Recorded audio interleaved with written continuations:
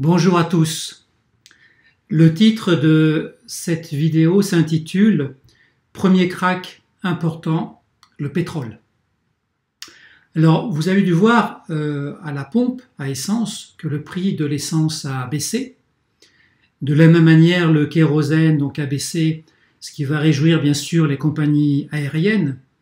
Mais sachez que ces nouvelles ne sont pas si bonnes que cela, parce que derrière ça, il se cache de très mauvaises nouvelles. Et je vais vous expliquer pourquoi.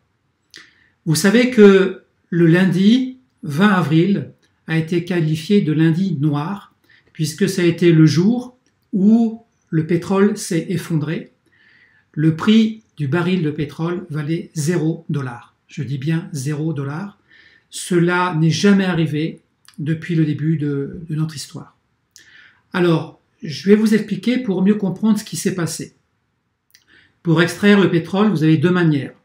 La première manière, la plus simple, c'est d'identifier une nappe de pétrole, de faire un puits et de pomper le pétrole donc à partir de cette nappe. C'est ce que fait la Russie et l'Arabie Saoudite. Les États-Unis n'ont pas cette chance-là, ils n'ont que du pétrole de schiste. Ça veut dire quoi? Ça veut dire qu'ils font toujours un puits, ils descendent une bombe jusqu'à environ 3 km de profondeur, et là ils font exploser la bombe de façon donc à, au niveau du schiste, que le schiste puisse exploser de façon à libérer le pétrole, voyez. Et une fois que le pétrole est libéré, il n'y a plus qu'à le pomper. Ça s'appelle le pétrole de schiste. L'inconvénient, c'est que cette technique est beaucoup plus chère que l'autre technique. Par contre, l'avantage que les États-Unis ont, c'est qu'ils sont complètement autonomes au niveau de l'énergie, et c'est leur pétrole à eux. Alors comme le prix du pétrole était jusqu'à maintenant assez élevé, le pétrole américain était concurrentiel, et du coup les États-Unis avaient une part tout à fait respectable sur le marché du pétrole. Donc ils ont développé pendant une dizaine d'années ce pétrole de schiste, et l'année dernière, les États-Unis étaient numéro 1 en termes de producteurs de pétrole, donc 16% du marché mondial. Derrière, il y avait l'Arabie Saoudite à hauteur de 13%, et ensuite, numéro 3, la Russie à hauteur de 12%. Les États-Unis, en l'espace de 10 ans, ont vraiment progressé de manière importante. Ils sont passés de 4 millions de barils par jour à 13 millions. Voilà. Alors, qu'est-ce qui s'est passé cette année, en 2020, en janvier? Il y a eu le virus qui a démarré donc en Chine, et bien sûr, la Chine s'est arrêtée. La Chine a consommé de moins en moins de pétrole, voyez. Et donc, du coup, il a fallu penser à commencer à réduire la production de pétrole. Donc, il aurait été logique que tous les producteurs dans le monde réduisent. Or, la Russie n'a pas voulu, l'Arabie Saoudite n'a pas voulu. Pourquoi? Parce qu'ils voulaient garder leur part de marché respective sur le marché mondial.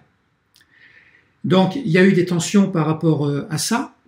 Et puis finalement, de manière assez incroyable, et ça a été à l'initiative de Poutine, qui a contacté l'Arabie Saoudite, il y a eu un accord entre la Russie et l'Arabie Saoudite pour avoir un prix bas, voire très bas, mais le même pour les deux pays, de façon à désavantager les États-Unis qui avaient un prix plus élevé à cause du pétrole de schiste. Donc c'était quelque part mettre de côté les États-Unis pour qu'ils ne soient plus acteurs sur le marché mondial et les éliminer. Voilà. Alors c'est une stratégie, je dirais, économique assez incroyable, une guerre économique féroce, et ça a été mis en place donc à peu près en février. Alors ceci a été peu relayé par les médias, alors que c'est une nouvelle, je dirais, considérable pour l'ensemble du monde. Alors qu'est-ce qui s'est passé? Comme il y avait peu de consommation, naturellement, les cuves de stockage de pétrole ont été complètement pleines et on ne pouvait plus stocker le pétrole. Donc, ça posait un problème, surtout côté donc, USA. Là, on n'a pas voulu arrêter les puits parce qu'arrêter les puits, c'est vraiment difficilement techniquement. Et puis, on a surtout attendu que la Chine redémarre et que la consommation de pétrole redémarre. Et c'est comme ça que le 20 avril, le coût du baril est descendu à $0, puisque on ne pouvait plus stocker le pétrole. Alors, il y a eu pire que ça. C'est que il a fallu bien sûr faire continuer à tourner la machine et il fallait vendre, entre guillemets, ce pétrole. Et en fait, les compagnies pétrolières ont payé leurs clients à hauteur de 37 $ le baril, alors que, par comparaison, pour extraire un baril de pétrole, il faut à peu près 80 $.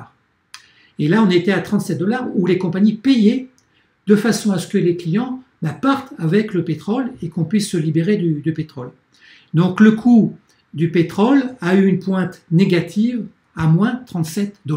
Ça, c'est absolument du jamais vu et personne ne pouvait le prévoir. Voilà ce qui s'est passé ce lundi 20 avril. Bien sûr, ça va laisser des traces. Je vais vous expliquer la suite. Aujourd'hui, les résultats. Quand je dis aujourd'hui, c'est début mai. ExxonMobil, qui est une compagnie, je dirais, très importante aux États-Unis, est en train de faire sa première perte financière au bout de 32 ans. Pendant 32 ans, ça a été donc bénéfique et largement bénéfique, et la première perte financière. Chevron abandonne 60% de ses puits de pétrole, ce qui est considérable. Il y a à peu près un tiers des petits producteurs de pétrole aux États-Unis qui sont en difficulté et qui pensent à déposer le bilan. Et puis, une nouvelle qui est arrivée là ce matin, je vous la donne.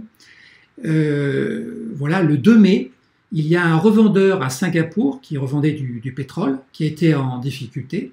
Il a reçu un courrier de sa banque. Sa banque lui dit, voilà, je vous donne les dernières informations. Sur votre compte bancaire, vous êtes à découvert de 4 milliards de dollars. Je dis bien 4 milliards de dollars. On vous demande de nous rembourser immédiatement. Et une pression de la banque par rapport à ce revendeur de pétrole.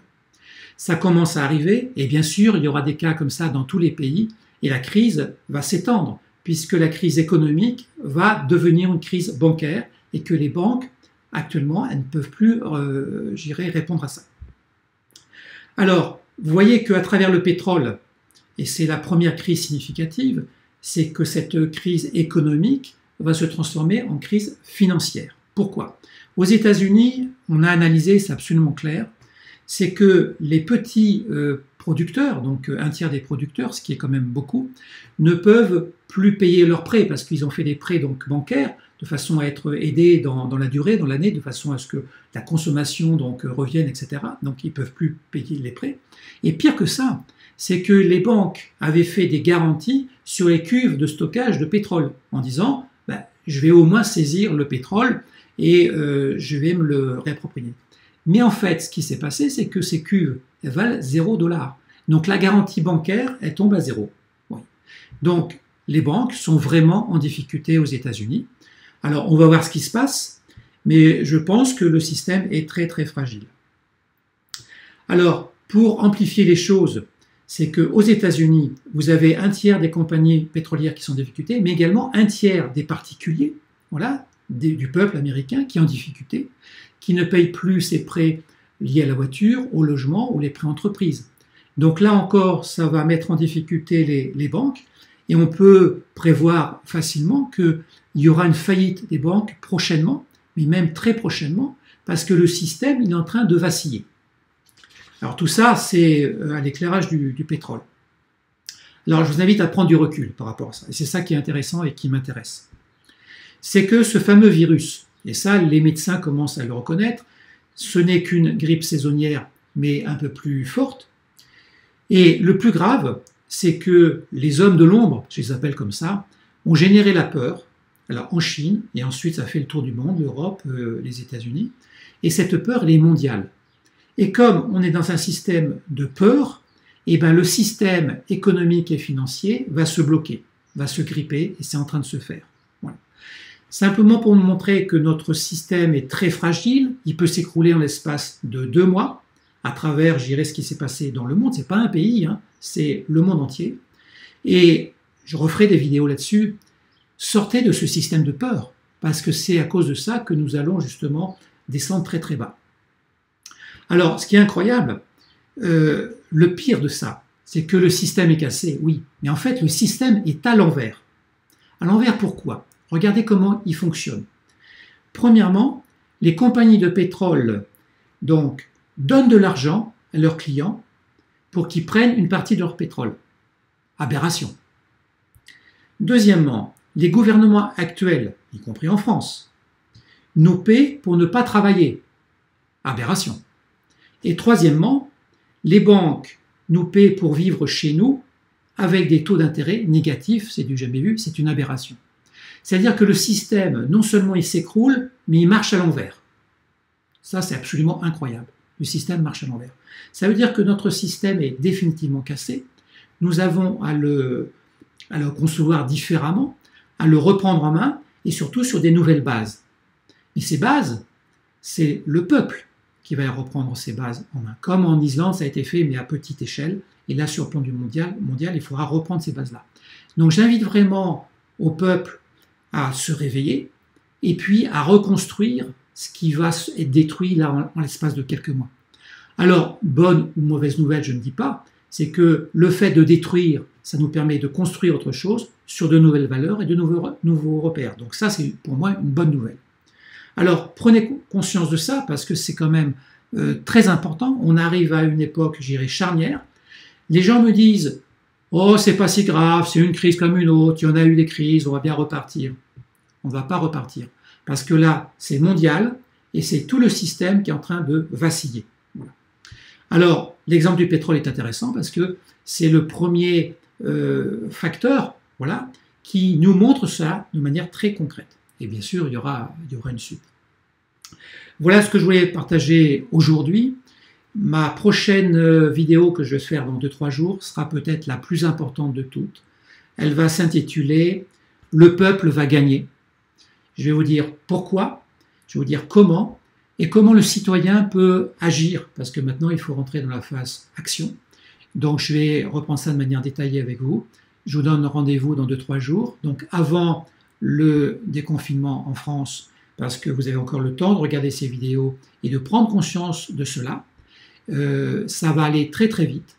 Et donc, je vous dis à très bientôt. Et pensez aussi à diffuser ces informations, ma vidéo et les autres, parce qu'on est plusieurs lanceurs d'alerte. On est tout un petit réseau et ça, c'est stimulant aussi pour nous. Mais pensez à diffuser ces vidéos, c'est très important pour que toutes les personnes aient l'information, famille, amis, le corps médical, mais également les élus, parce que les élus vont avoir un rôle à jouer également. Voilà. Donc, pensez à diffuser, et je vous retrouve très prochainement pour la suite. Merci à vous.